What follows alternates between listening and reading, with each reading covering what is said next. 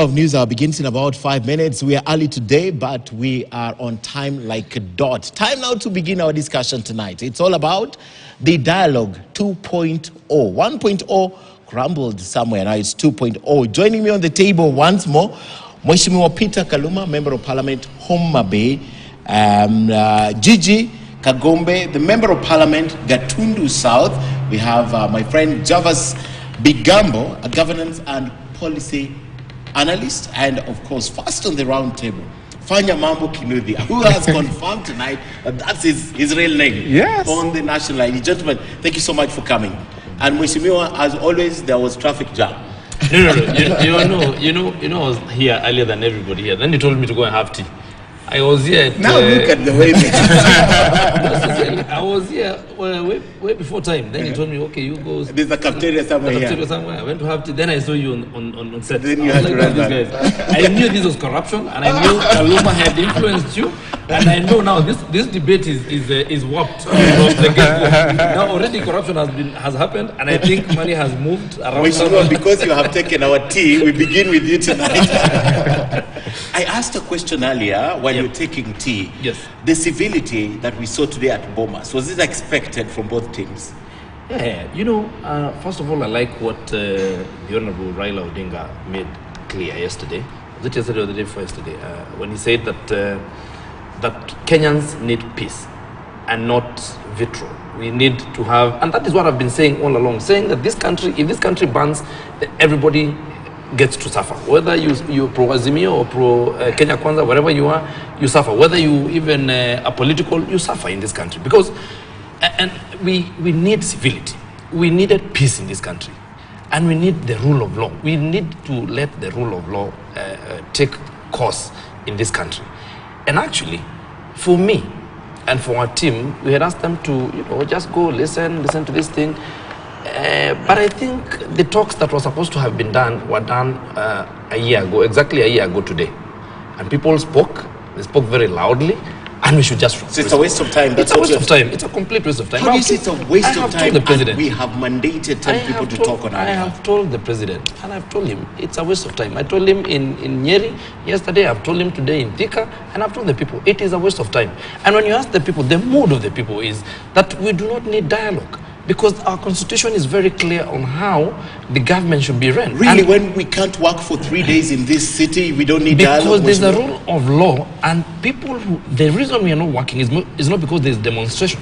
It's because we have people executing violence and visiting violence on other people. We have criminals let loose by another criminal who calls them together to go on a spree.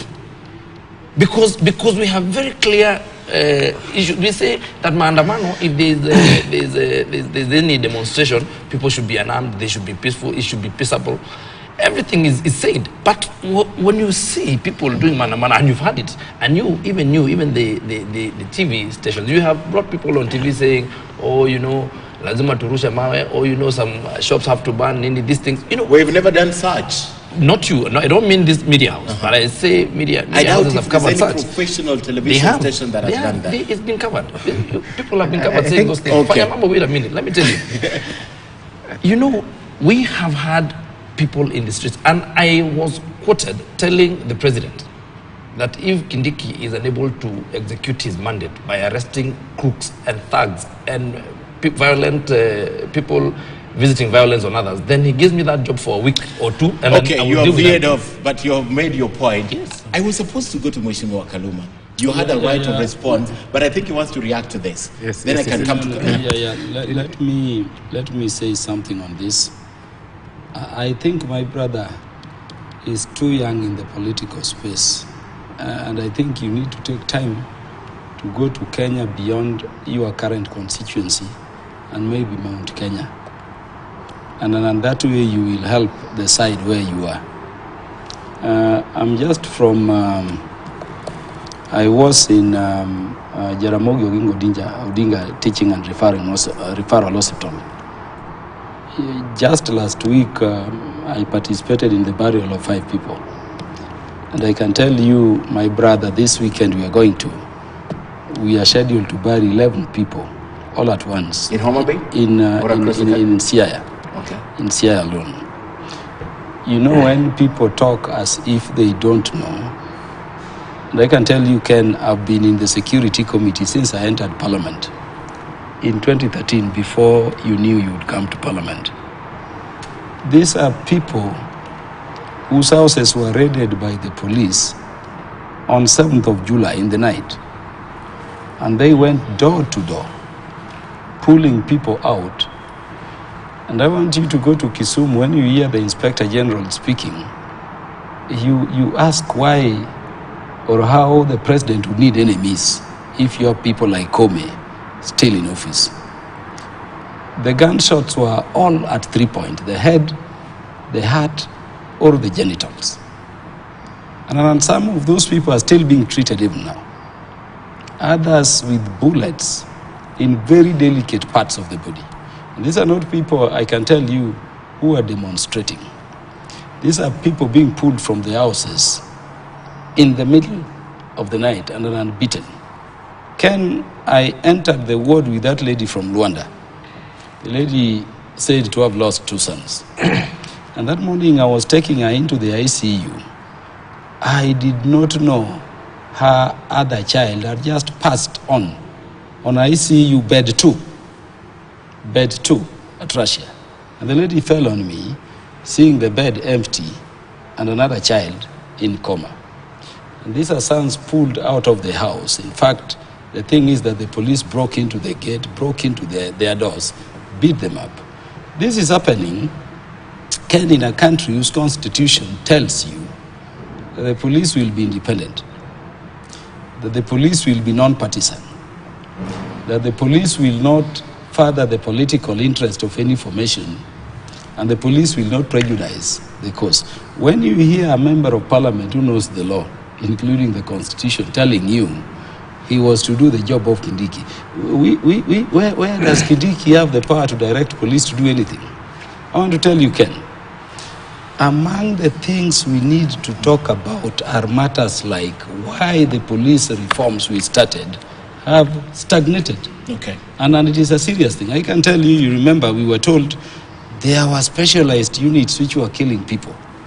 And Kagome, I'm telling you this from security. Today you may think you're safe. Tomorrow it will turn on you. We removed the specialized units which cleared the Dusit and others in no minute as we watched, and replaced them with a tribal gun. The kind of firepower used on those people in Kisumu is not your ordinary AK-47. But you can't qualify that. I can tell you. That it's from a particular... I can tell you. No, I know. I'm in security committee, so you can hold me to it. And by the way, people, we know them, okay? What we must talk about is, how we can go to those formal specialized units. And I can tell you, Ken, this is how our main dad has started. Okay. My wish is that my brother Kagome, nobody is contesting that Ruto is the president.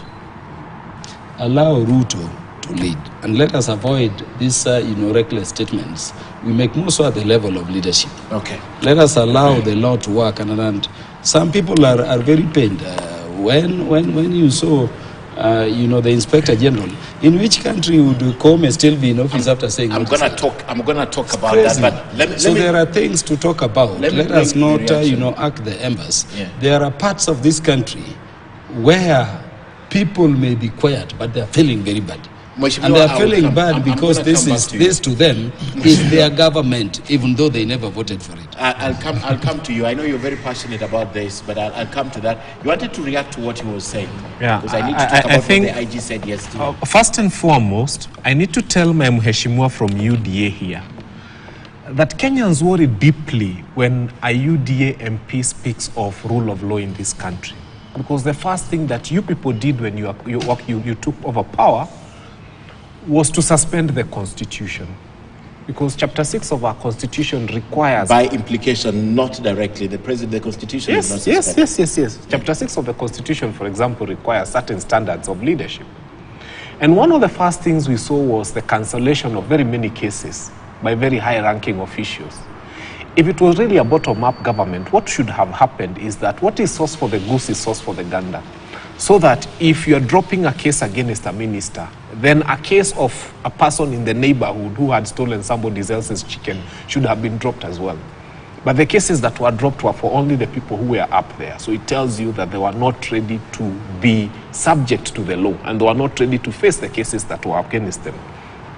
Rule of law, UDA, not in the same sentence.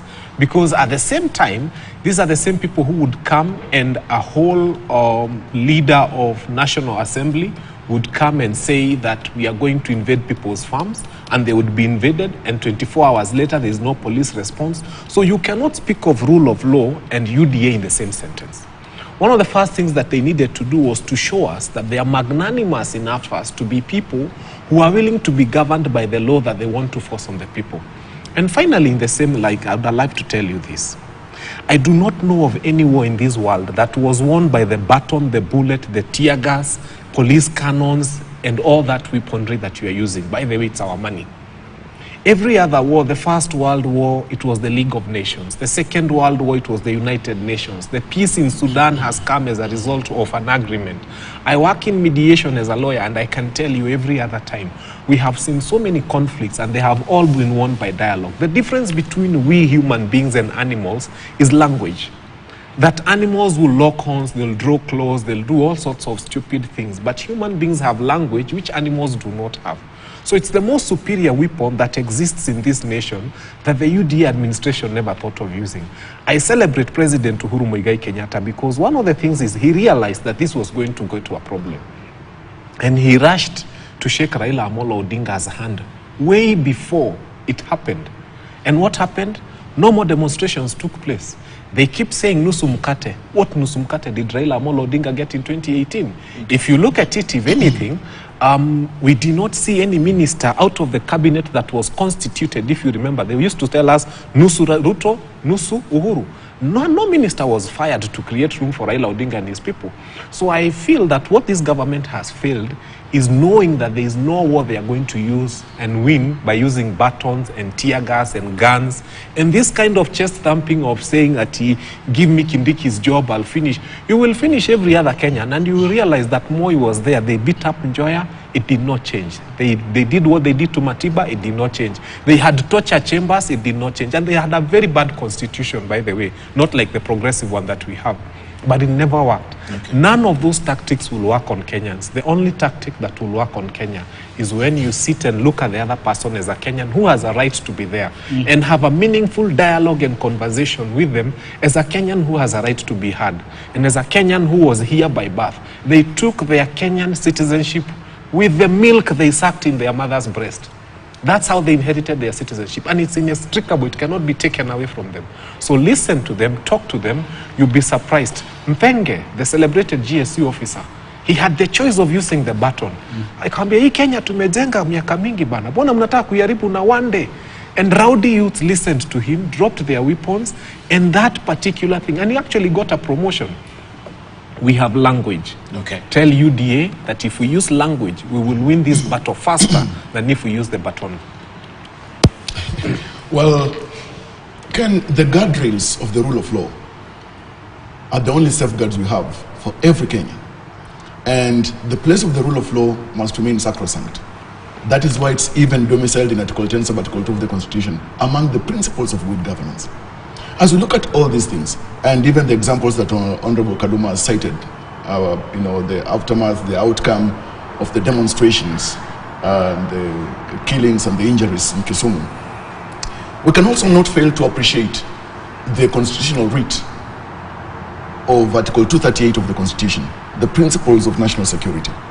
It is the duty of the security organs in this country to protect lives, property, the freedoms of every citizen, guard against internal and external threats to our sovereignty, and ensure people's security. And so even as I commiserate with the families that have lost loved ones and the injured, I think it's important for us to summon the angels of sobriety, whether politicians or citizens, to ensure that we have a collage of a country where our politics make sense to us today and tomorrow, and not to find ourselves in the ditch of what Martin Luther King Jr.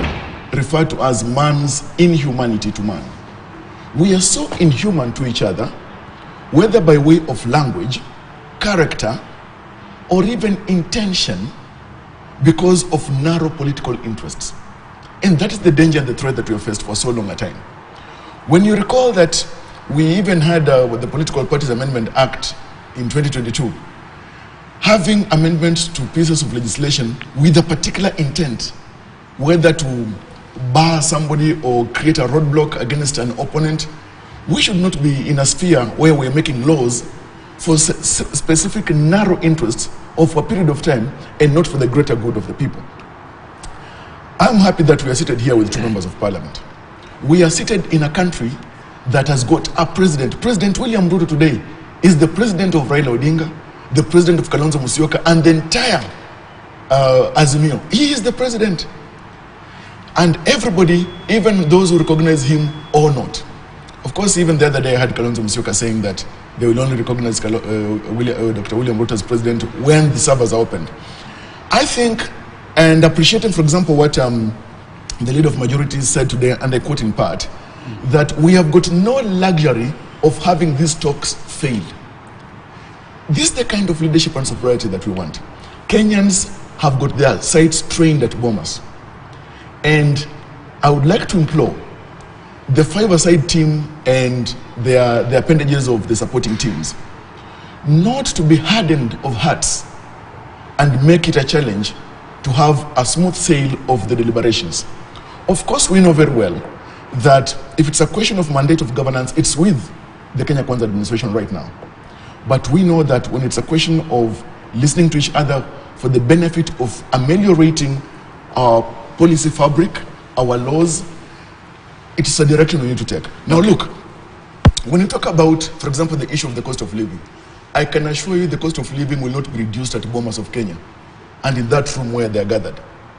Because issues of policy of the cost of living, it is about implementation of policies, and that's the work of government. Javas, can I pull you back a little bit? Because I'd want to talk about that, but there's a topic that you have decided here, the four gentlemen, and I'd like to talk about it because it's very important. I know there was natural outrage and there was a lot of fire on social media regarding that explanation. So I want to see where you gentlemen stand tonight, and I'll start with you on the comments of the IG yesterday, saying that the other side took bodies from the morgue to take pictures.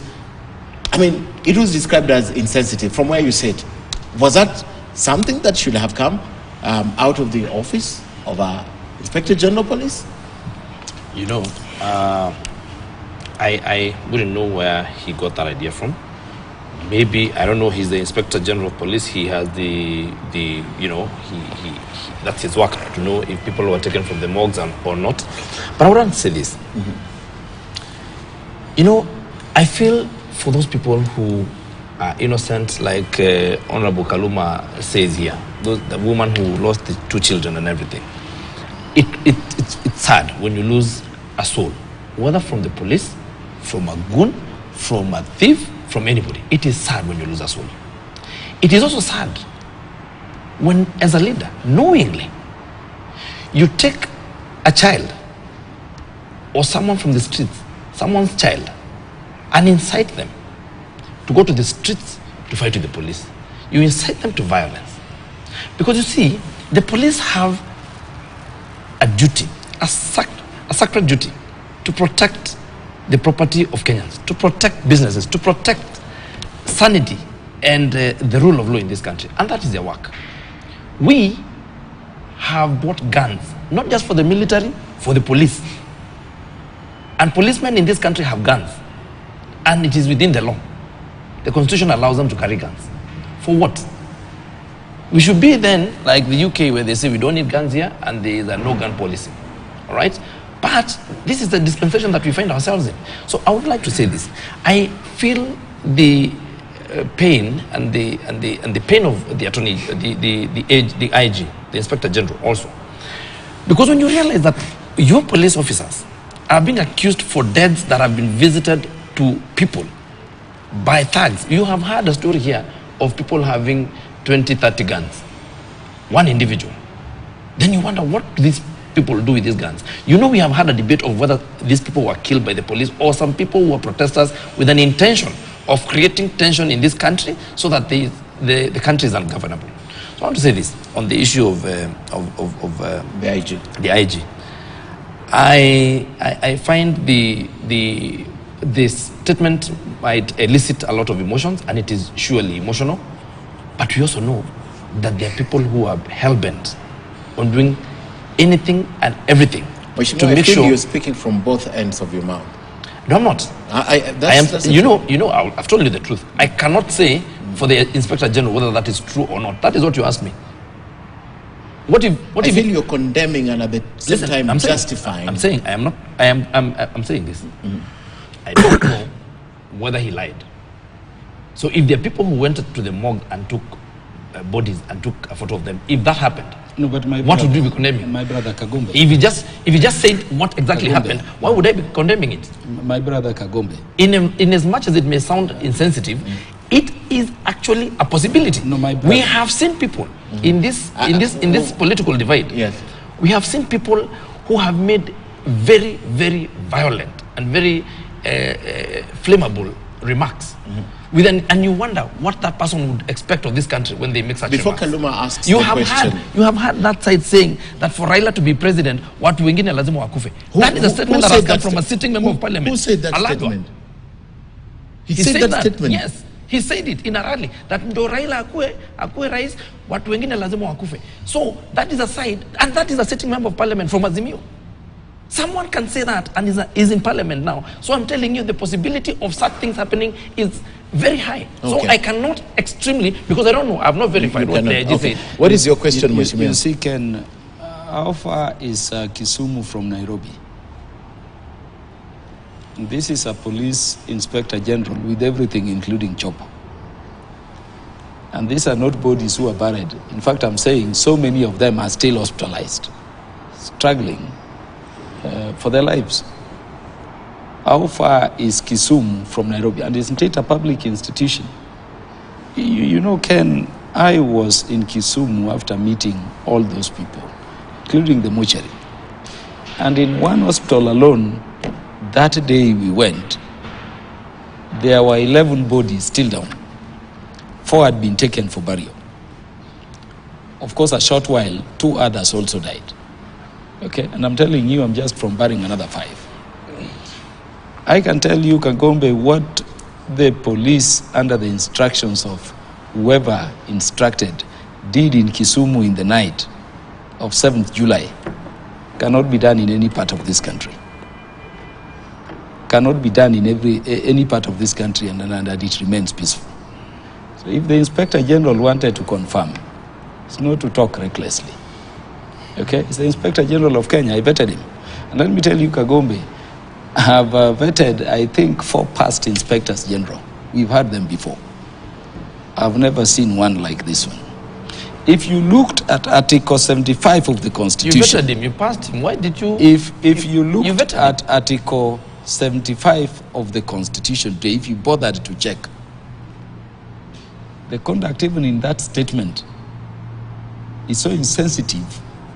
Any sane country would say you are not a public officer, because it tells you in your behavior, in your words, when you are a public officer, you must behave in a manner that, brings, respect, okay, and everything to that office. So let us not, imagine that this is an Inspector General for some US or UK. Kisumu is across here. If it is a lie, those bullet wounds are there with the people. And those people are there to talk about it. Okay. Including the timing. Ken, Whose duty is it to confirm? We must discuss the concept of cause and effect. And you cannot use people as a shield, as a currency for your political expedition. You cannot do that. You cannot take people and use them as a human shield. Okay. That you tell them today, let's go and face the police. Because what you have seen... Can I request to leave this debate? No, gentlemen. Yeah. Why? Ken, why do you want to leave? Ken, at a level where I regard myself as a leader, not a child. when this is the kind of person you bring me to talk national issues with, I have no business. And but again, I honored Katie and I've kept out of the media for a long time, I know. For over 1 year. You've never been, I know. So when you are in leadership, you can't afford to be childish No, you can't tell me over that. matters affecting Kenyans. You can't tell me that. You people are juvenile. Let me tell you, Kenya Peter. belongs to all Kenyans, not Peter, just you. Let's not we belong reduce to this country. let's We also not have reduce the property in this debate. Mheshimiwa And we Gakome, cannot What afford- property we is this you cannot put I'm beyond the gonna- lives of we cannot Kenyans? I'm going to mute your mics now, gentlemen. I want, just hold up. You don't, I'm skipping that Yeah, topic. you don't get this juvenile I'm, debate, Ken. I'm skipping that topic. There are two more gentlemen here. If you are I'm not talking of debating, life. let Don't joke. let him stay Share your aside. rights whenever. Let him stay You aside. cannot use people's lives Very like that. You juvenile cannot use people. people as a shield. Gentlemen, Keep For wake political up. dispensation. John, can I Wake have up. these two mics muted? I need to talk to you. Yeah. Mheshimiwa Kaluma, there are two gentlemen here who are sober. You don't have to talk about this. I know it's a emotive topic, but you don't need to leave. You don't call me to debate such lost characters. No. Kenya is bigger than the idiocy you have in Mount Kenya. Bro. No, Bana. It's not. You can't use people's lives like that. You can't. Gentlemen, as Mheshimiwa Kalima leaves, your point, sir. You call people and you call them shapes. I'd like to say These this. are the people elected. Honestly, You can't, Bana. honestly, You don't call me Mheshimiwa from to Gatundu. debate Mheshimiwa- idiots like this, not me. Understandable. Okay. It's your liberty to live. Well, I'd like to say this Yes. first. Sorry to every other Kenyan, and I understand his pain. But I'd like to say this, two things. First is we have a government of lamentations. I think this government is reading the book of lamentations so much. Because the IG has got a lot of powers. And they have the power to work with the prosecutorial bodies in this country.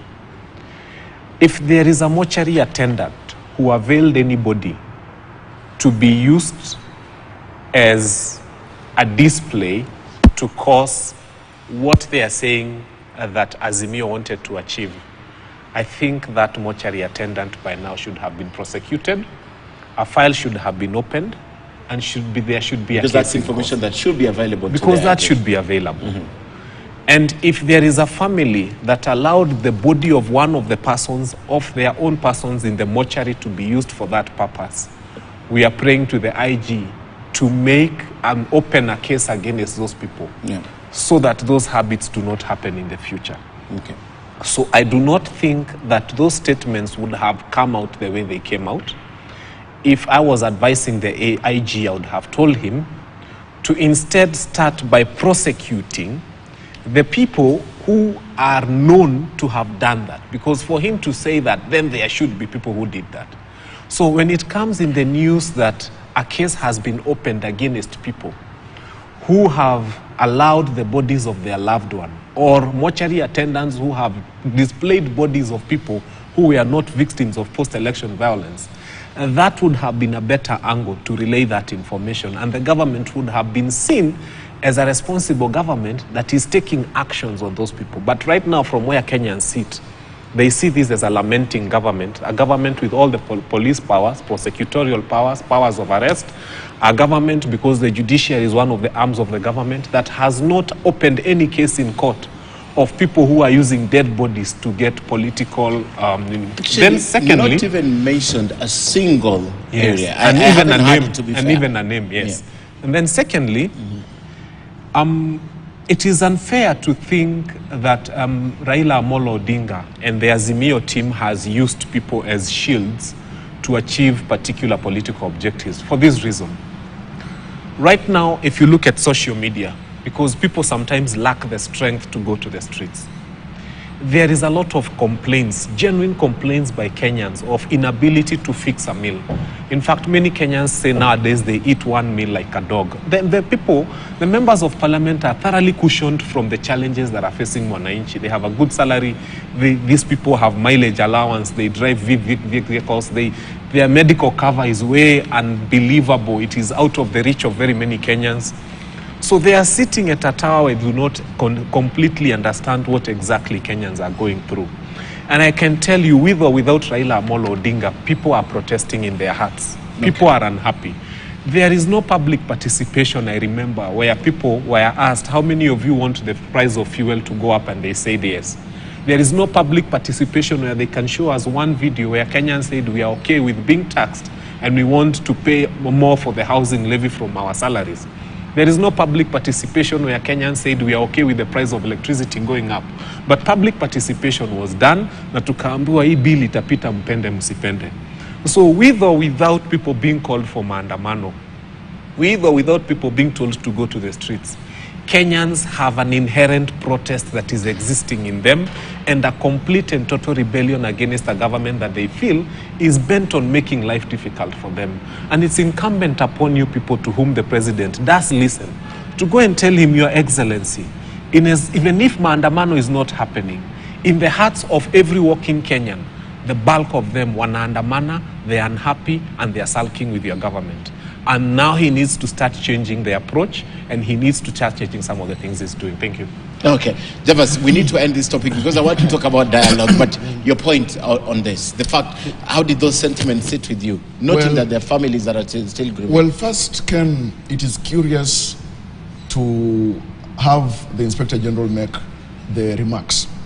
I want to pleasantly imagine that the remarks were made from an informed perspective. And if so, then the place of evidence is quite important, what we call in law functus probans of that remark. It is crucial that, for instance, the Security Committee of Parliament, where Honorable Kaluma, who's just now departed from our midst, sits, to have even subpoena the IG and have him as Parliament. As Parliament. Mm-hmm. And listen, because those remarks are critical remarks. When we talk about, for example, corpses being procured for purposes of creating an impression, then Parliament should get to hear from the IG the evidence to do with this. I cannot authoritatively speak about the veracity of the IG's remarks because he has not even expounded on the reality, the location, and the particular morgues where such kind of hiring took place. But I also think that given the sensitivity of such an issue, given how volatile the political space is today, it would be important for every constitutional office holder to be careful about how they frame issues for purposes of holding a country together, for purposes of also appreciating the oath and worth of the office that all of them hold. Okay. Whether Member of Parliament, whether Inspector General, whether Governor. Because at times really I'm shocked that I would even hear a governor, for example, take to the agora, and the moment they see the excited masses and they hold the microphone, they speak with so much water in the mouth. We need our leaders to appreciate the place of integrity and being measured in their remarks. But for the issue about the remarks of the Inspector General of Police, possibly to be important for him to provide clear information about the same, possibly to Parliament. All right. Gentlemen, we need to move this topic on now to the most important topic of the day, and not to say the other ones are not important, but I need to talk about dialogue. And I'll begin with you, Kinude. Do you believe there's something substantial that is going to come out of this dialogue? First and foremost, I said I'm a lawyer who works in mediation.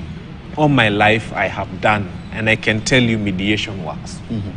Having a conversation between people who do not agree on something works. It is the only thing that has worked in Sudan.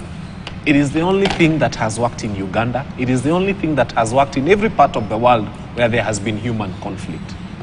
Any other language that people try, I mean, people have tried guns, people have tried cannons, people have tried all sorts of things. It doesn't work. I am strongly, there are two things that are going to happen at Bomas that people do not know. The first one is we have national issues and they need to be discussed. We have the cost of living. We have those things that affect us as a nation. But I'll also tell you, when two powerful people do not agree on something, when two powerful people are unhappy about one another, on one thing or another, it does affect the citizens. And ndio maana unasikia Waswahili wakisema fahali wawili wakipigana nyasi ndio inaumia. And it happens in every family where the husband and the wife are not talking. Where the husband and wife are not in good terms, the children suffer. So as much as we are trying to heal the issues that affect Kenya as a country, we must address ourselves to the differences that could be personal between Raila Amolo Odinga and the person of President William Samoei Ruto. These people have come together a long way. Remember, they were together in ODM in 2007 and even way into the post-election violence. And one of the reasons why our president was in The Hague is because he was accused of having participated in that, though the courts exonerated him. So I'd like to say that if there is any deep-seated disagreement that is personal between the person of Raila Amolo Odinga and the person of William Samoei Ruto, this must be the chance when this will be taken out. I have worked in mediation, and I can tell you, sometimes we remove what we think is the cause of the problem, but we don't go to the root of the problem. And perhaps even some of the problems we are facing here, maybe kuna vitu walifanyana 2007 when they were finishing ODM, and we don't know. And we are here thinking that as a country, that the cost of living and food and maandamano is the only problem we have. So as a nation, we also need to allow the two of them. Kama wataenda wakae Masai Mara wao wawili wazungukwe na swara huko, wakae chini wakubaliane. But they must agree that if they have any personal problems between themselves, they need to sort it out. They sort it out, they forgive one another, and they come back as friends. That way this nation will heal and move forward. Mheshimiwa, I know you had mentioned earlier that it's a waste of time, but now that it has been convened, we can't deny that. It's been convened, it's on Monday, they're sitting for the second time, and the first time of the discussion. You still don't think there's something substantial that is going to come out? I can tell you the outcome of these talks. Already? I can tell you the outcome. Already, before yes, they start? I can tell you. What is the outcome? The outcome is that they will disagree at some point, and they will be, itasambaratika too. There is nothing that is going to come out of it. I'll tell you why. Like the bipartisan? I'll tell you why. Yes. Because there's no goodwill from, when I hear Raila Odinga speaking, you've seen the conduct of our friend here, Peter Kaluma. He doesn't want to talk. He can't have dialogue. They do not know how to sit and speak, and that is their side. Even in parliament, you've seen they are known for walking out during budget. They walked out. The CS came, the entire side walked out. You saw that. You know, when the first 1.0 version 1.0 of the talks was convened, on the day that Kenya Kwanza gave its list, Raila Odinga convened a press conference, and he said, he started giving excuses as to why this cannot work. They brought issues of some people in our team. I don't know, they said, I don't know, Mwengi Mutuse is their member. I don't know who else, the other gentleman, a friend of mine, yes, they started adding Kenan. They started saying, now we can't have, because we're looking for excuses to stall the talks. After some time, again, Raila stood and said, now, these talks, we need some people who are not members of parliament because we cannot trust the people in the team. Yet, it is them who made the team. So there has been excuses throughout to make sure that this doesn't work. Even now, you will, and I will tell you, before the end the week is over, there will be a story from that side again saying why the conversation cannot work.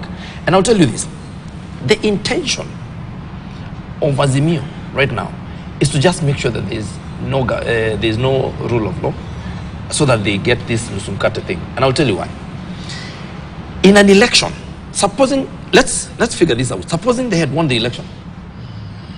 Supposing Raila Odinga had won the election in 2022, in 2020, yes, last year. Do you think we would have been sitting down to ask for a conversation? We would have been saying, this government is failing in A, B, C, D, and put it to check. So what are we coming to sit and discuss? The issues of cost of living is the mandate of parliament. I will tell you this, when we sat in parliament and passed the estimates, all members of the Azimio brigade were sitting there, they did not lift a finger. And there is only one man I respect in that team. Forget this Peter Kaluma here. The only man I respect is this gentleman from his Honorable Anthony Alwoch.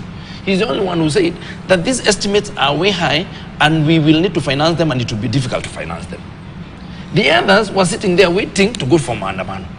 So these people do not want anywhere where there will be an outcome that will be from a sedentary point, that you sit and agree. Okay. They just want chaos, because we have had such opportunities that are provided for in the Constitution. These debates, if people came and we debated the finance bill, for instance, we would have sat in that house and argue. Because you see, you just need to convince people. But it was debated. No, but it was debated. And obviously your side has a majority. Let me tell you. No, regardless of how it was debated. Let me tell you. If we sit and agree, so if we have a majority, does it mean that the opposition has no They have a say. They have a say, but they don't have the numbers. Are you telling me that they should not have raised issues because we have the majority? They raised issues. Maybe they should have. Let me tell you. We even have members of our team who voted with the other side because they listened to the arguments and they said they were sufficiently convinced. Just one member of your team. So if we had proper conversations and they said this, this is the house that we sit in, is a house of debate. Let's get back to my point, yes. Because I want to go to Javas and I want to come back to Fanya. Do you think there's nothing we should stop this from where you sit? We should just stop it. In the wisdom of the president and the conveners, you think even the president knows that now, but the president must now do it because he knows. If he doesn't, it was supposed to be a trap. If he doesn't give a team, then they will say, now you see, he didn't give a team. Now, give a team, but we know the outcome. Even the other time, it's not that he didn't know, he knew. Okay. But you want to call his bluff. You see, suddenly we always stuck in the political mousetrap. We the people and this mousetrap is of political elites and their interests. As a matter of fact, we know very well that it is the place of government to manage affairs of socio-economic nature for the benefit of the people. When you look at even the matters of executive authority, Article 129, the principles of executive authority bestows upon the executive the duty to ensure that that authority is exercised in the manner that's beneficial for the well-being of the people. That's the preserve and the role of President under President William Ruto today here. The other challenge is that we suffer so much from inward looking of economic issues in Kenya than outward looking or comparative outward looking of the state of the economy. Do you want to tell me, Ken, that the state of the economy in Uganda, in South Africa, in Burkina Faso, let me talk about even stable democracies, even in Egypt today, it's far better than ours? If, for example, load shedding that's happening in South Africa was happening in Kenya today, then what would we say about it? Every country is facing its own unique challenges. That's a matter of fact. And that's why earlier I said that no solutions that are immediate, instant coffee solutions are going to emerge from Bomas. As a matter of fact, Ken, what we know is that this is a pacifying kind of space that has been created. And we know that clandestinely, it is the operationalization of certain interests that are to suit or to favor the political elites. Much as, for example, the Azimio side of Kalonzo Musyoka said that they will not put personal interests ahead of public interest. Has not said that they will not discuss personal interests. He has said they will not put ahead, which means it's still part of... It can come somewhere Yes, behind. it's still in the bucket, Yes. in the basket of thought. So it is there. We will not put personal interests ahead of public interest. So which means that personal interests are in the agenda. Okay. And that is the problem that we have. So the thing is this.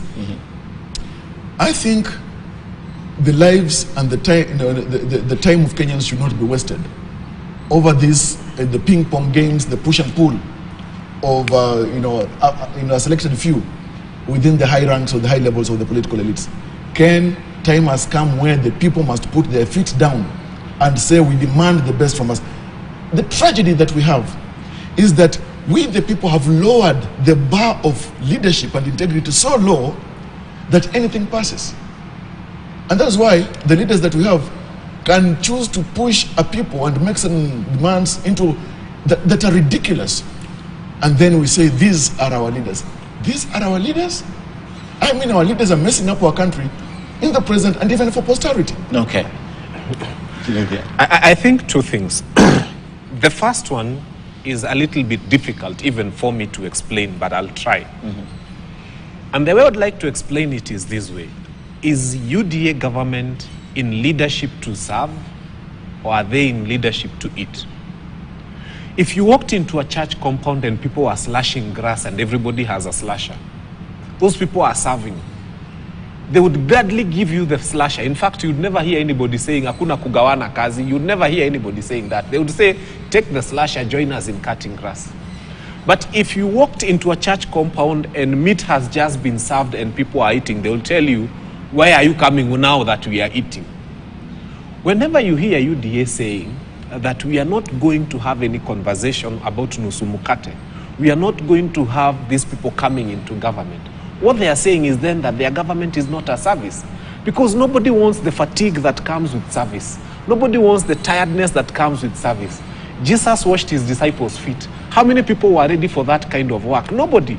But this work of being called Lord, Lord, Lord, people want. So what is happening in the current government, there is a lot of largesse, there's a lot of comfort, there's a lot of superiority, there's a lot of, these people are living a big life. These people are driving fuel guzzlers, and that is why they have a problem with anybody joining government, and they have a problem with anybody becoming part of this government, and that's why they keep saying wataka inje. I can assure you, if they were doing something called service, which is tiring and boring and makes you sweat and makes you smell of sweat, none of them would be having a problem with Azimio joining them, because it's a lot of work to be done. I'm not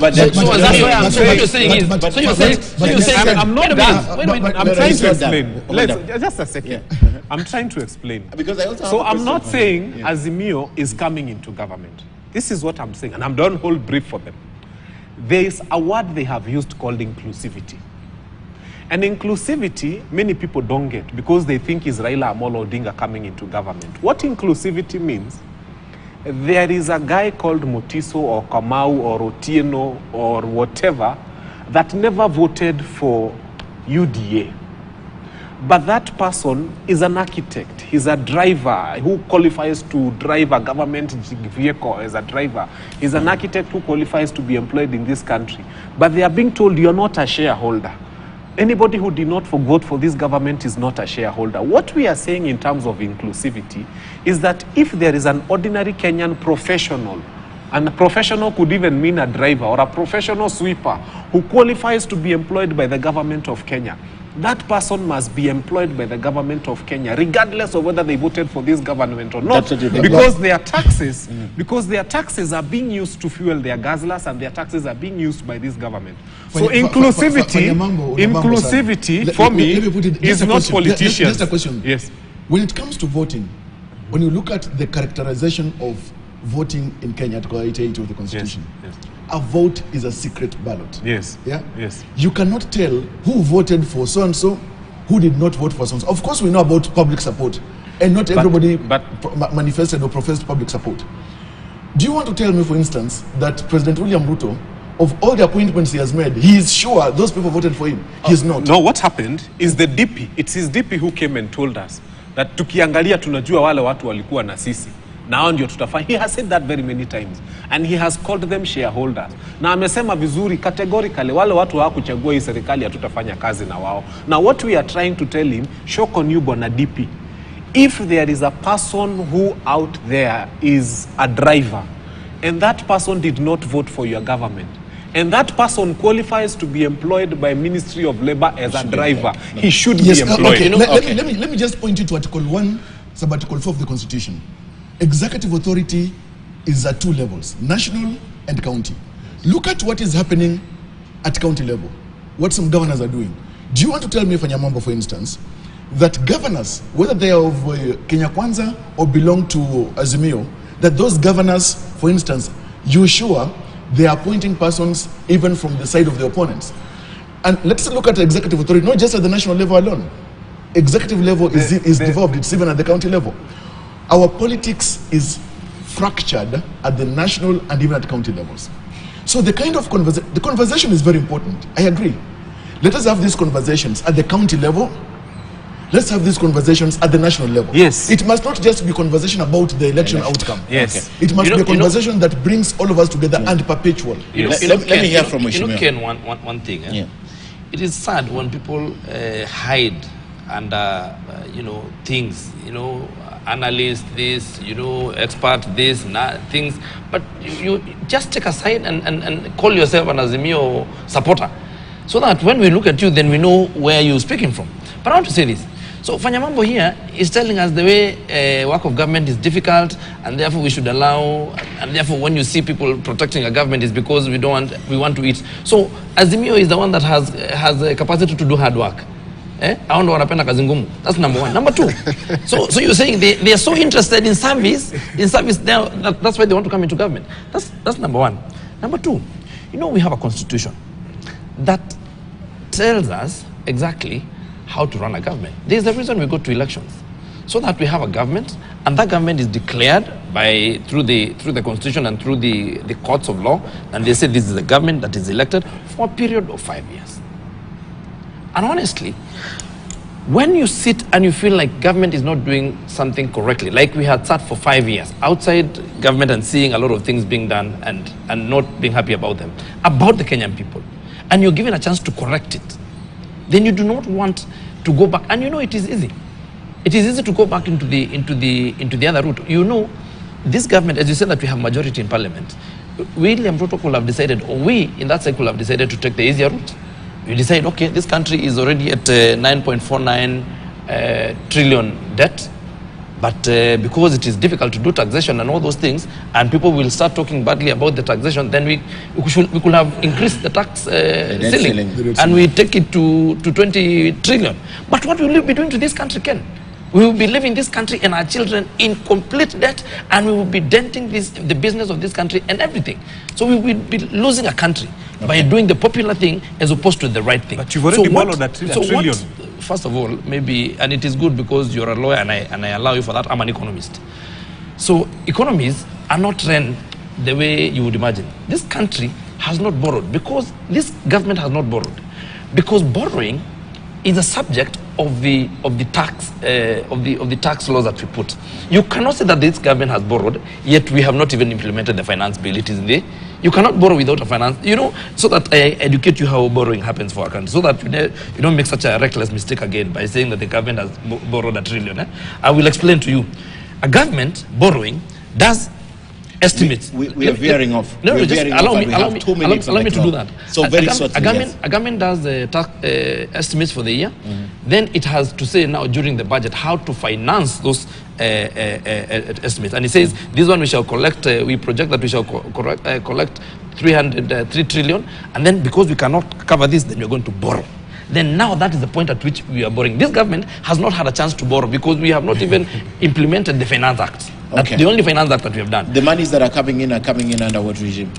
In the previous regime, because the to finance which government? To finance, you see, a government is a going concern. Yes. To finance. And the laws of that, the Tax Act of last year of 2021-2022 was still in force, because now you know we cannot have a lacuna. 2022-2023. Yes, 2022-2023, because they're doing it. Yes. So now the borrowing that happened is to finance that budget, because the one of 2023-2024, which is the one that Kenya Kwanza made, has not been implemented. Okay, good enough. I think I have always said, and I will continue to say, on this issue, there is nothing that is affecting this nation more than a people who feel that they are entitled to govern this country anyhow they want because they won an election. What you need to realize that listening to the people does not come from just, the mandate of the people does not just come from the ballot. The mandate of the people requires of you that you continuously go back to them as often as you can and get to know what they are going through and what they want at every point in time as you are their member of parliament. And right now, Kenyans are saying, please don't increase the cost of electricity. Nyinyi kwa finance bill munasema itapanda, mpende musipende. Kenyans are saying, don't increase the cost of fuel. Nyinyi kwa finance bill yenyu itapanda, mpende musipende. And that is what is making people have such a bad feeling and attitude towards this government. Can I finish? And that is why in public participation... Just a minute. Let me ask you something. When you say that the price of fuel was hiked, do you understand what it meant to move the 8% to 16%? Because a lot of people don't understand this, Ken. I'll tell you. You know what was happening? What was happening is that we had fuel, the people who are dealing in fuel, because fuel is the only product that is taxed at 8% VAT. And that is their input VAT. they pay their input VAT at 8%. But their output VAT that they claim from government, they claim at 16%. So what was happening is that this 8% has to be funded for them to be refunded. And the people who refund that is a consolidated fund. It is Mwananchi who's been refunding that to a few people who are about for. So what we had to do is to take this to 60% so that they pay 16% and claim at 60%. If you look at the fuel, the people who deal in oil, gas and oil, they have coming over 500 billion of rebates that they're asking from KRA. That money is supposed to be borne by you and me to be given to a few people who are not even 10 in this country. Actually, so we were fixing that gap. I know, unfortunately, this is a debate if we open right now. I know he'll want to say something. I know Javas will want to say something. Unfortunately, we were running out of time. And because we were talking about dialogue, I'd just like to bring it back to the rail and let's conclude the discussion. If we have another opportunity to have a discussion on this, we will, right? Especially on this, because I know it's a touchy subject and everyone has an opinion about it. But let's conclude, because I've been told I have about 2 minutes. I'd like to give you your final remarks on the issue of dialogue. I know you have made your remarks, unless you want to reiterate what you have said. But on the issue of dialogue, let me begin with you. Waste of time still? It's a waste of Kenyans' time? Well, I think we are in a toxic democracy kind of framework. I call it toxic because we go to the campaigns with different approaches and strategies and plans, present them to the people make a choice, and then once the election is done, we say that it does not matter how we campaigned and how it played out, that now we must be part of this. This toxic democracy. Okay.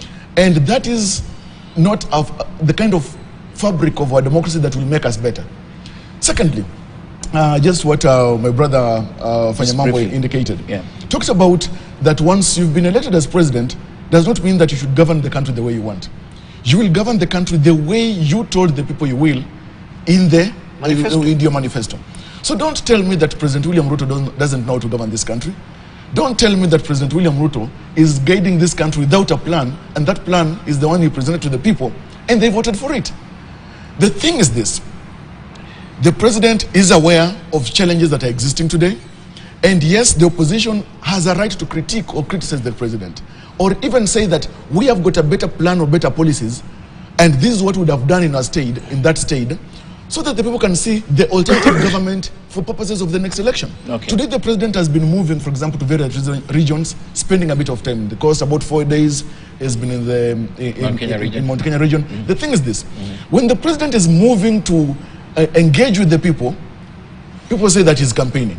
So should the president, be locked up in State House and lead from there? Okay. We need to be a people that agree that a president is the president of the country. He needs to move to every part of the country and guide the people to the direction of the vision that he gave them.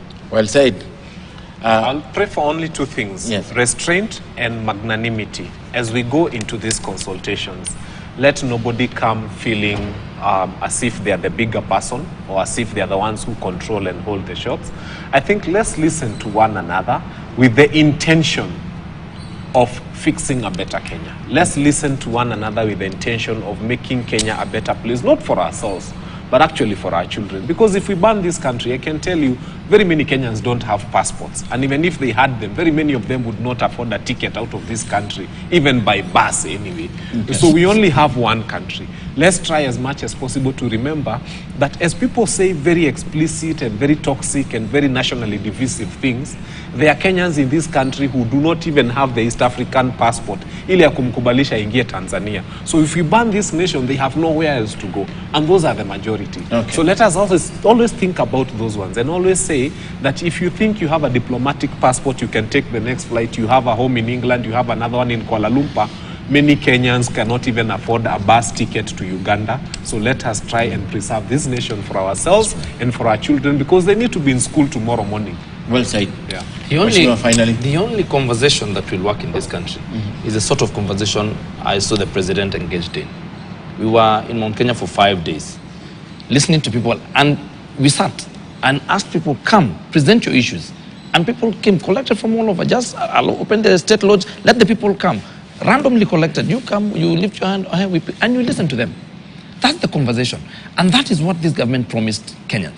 And we must be decent enough to respect the rule of the law. We cannot all the time, every time we go to elections, we cannot pull people into an election. Go to pain, listen, do economic fora in 47 counties.